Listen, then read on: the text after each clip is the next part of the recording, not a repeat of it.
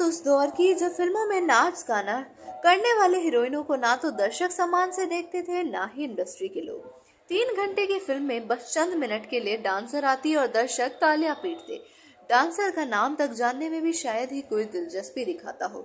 लेकिन फिर आया हेलन का जमाना। वह ना सिर्फ लोगों की नजरों में ठहर गई, बल्कि लोगों का नजरिया ही बदल डाला। बॉलीवुड की पहली आइटम गर्ल कही जाने वाली हेलन को दर्शकों ने सिर आंखों पर बिठाया था, उनकी कला को सम्मान दिया।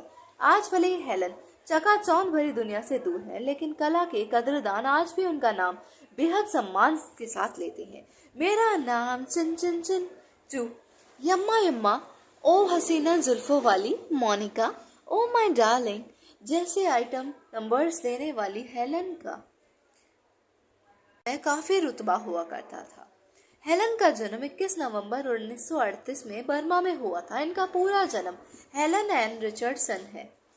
उनकी माँ मूल रूप से बर्मा की थी। हेलन के पिता का निधन हो चुका था और परिवार में माँ के अलावा एक भाई और एक सौतेली बहन जेनिफर थी। उनकी माँ ने एक ब्रिटिश सैनिक से दूसरी शादी कर ली थी, लेकिन द्वितीय विश्व युद्ध में उनकी भी मृत्यु हो गई। जब जापान ने बर्मा पर कब्जा किया तो हेलन के पूरे परिवार ने मुंबई आकर बसने का फैसला लिया। यात्रा के दौरान उन्हें जंगलों और गांवों से गुजरना पड़ा। हेलन की माँ और दोनों भाई बहन भूख से बिलख रहे थे। तब रास्ते में ग्रामीणों ने उन्हें अपने घर में रखा और खाना दिया। वहीं पर एक ब्रिटिश सैनिक ने उन्हें मुंबई जाने के लिए गाड़ी, खाना और दवाइयां दी। इस दौरान हेलन की गर्भवती मां का गर्भपात हो गया। जिस समूह के साथ हेलन का परिवार मुंबई आ रहा था, उनमें से कुछ लोग भुखमरी और कुछ बीमारी के कारण मर गए। मुंबई पहुंचने में अब भी लंबा समय था, इसलिए हेलन की मां ने कोलकाता में ही रुकने का फैसला किया। वो वहां पर नर्स का काम करने लगी। हेलन और उनके दोनों भाई बहन की पढ़ाई वहीं से शुरू हुई, लेकिन मां की थोड़ी सी सैलरी से घर का खर्च चल पाना कठिन था। कोलकाता में रहने के दौरान हेलन की मां की मुलाकात कुकू मोरे से हुई, जो फिल्मों में बैकग्राउंड डांसर थी। हेलन घर चलाने के लिए नौकरी ढूंढ रही थी, तब कुकू ने हेलन को फिल्मों में कोरस डांसर की नौकरी दिलवाई। हेलन ने आते ही इंडस्ट्री में अपनी जगह बना ली थी। हेलन को फिल्म हावड़ा ब्रिज में बड़ा ब्रेक मिला। तब उनकी उम्र महज 19 वर्ष की थी। इस फिल्म के गाने मेरा नाम चिन चिन चिन चू ने हेलन की किस्मत बदल दी। इसके बाद तो हेलन बॉलीवुड की पहली आइटम गर्ल बनकर सामने आई। हेलन के बारे में कहा जाता है कि उन्होंने अपने दौर में इंडियन क्लासिकल डांस से तो धमाल मचाया ही था, साथ ही कैबरेट डांस को भी इन्होंने भारत में लोकप्रियता के शिखर पर पहुंचाया। वह अपने दम पर फिल्मों को हिट करा दिया करती थी। दर्शक हेलन के डांस के इस कदर दीवाने थे कि फिल्म में उन्हें लेने के लिए निर्माता निर्देशक बेकरार रहते। रिपोर्ट्स के मुताबिक बैले डांस का परिचय भी इंडस्ट्री से हेलन ने ही करवाया था। हेलन अपने डांस के साथ खूबसूरती के लिए भी जानी जाती थी।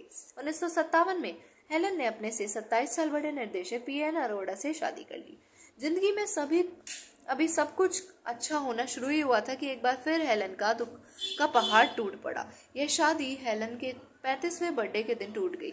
हेलन ने पति पीएन अरोड़ा की फिजूल खर्ची की बुरी आदत से परेशान होकर उन्हें तलाक दे लिया। हेलन फिल्मों से अच्छी कमाई करती थी और उनके पति इसका फायदा उठाते थे। पति के खर्च के चलते हेलन दिवालिया हो गई थी। तलाक के बाद हेलन बिल्कुल अकेली पड़ चुकी थी। तलाक देने के बाद हेलन ने अकेली जिंदगी की जंग लड़ी। वर्ष 1962 में फिल्म काबिल खान के दौरान हेलन की मुलाकात सलमान खान के पिता सलीम खान से हुई। सलीम खान को देखते ही उन्हें दिल ले बैठे। खान को पहली नजर में वो पसंद आ गई थी, लेकिन वो पहले से ही शादीशुदा थे, इसलिए उनकी पत्नी सलमा खान ने इस पर आपत्ति जताई। इसके बावजूद सलीम ने हेलन से शादी की। कुछ समय ही नाराजगी के बाद सलमा और उनके बच्चों ने हेलन को अपना लिया। खान भी बेहद सम्मान देते हैं उनको। धन्यवाद।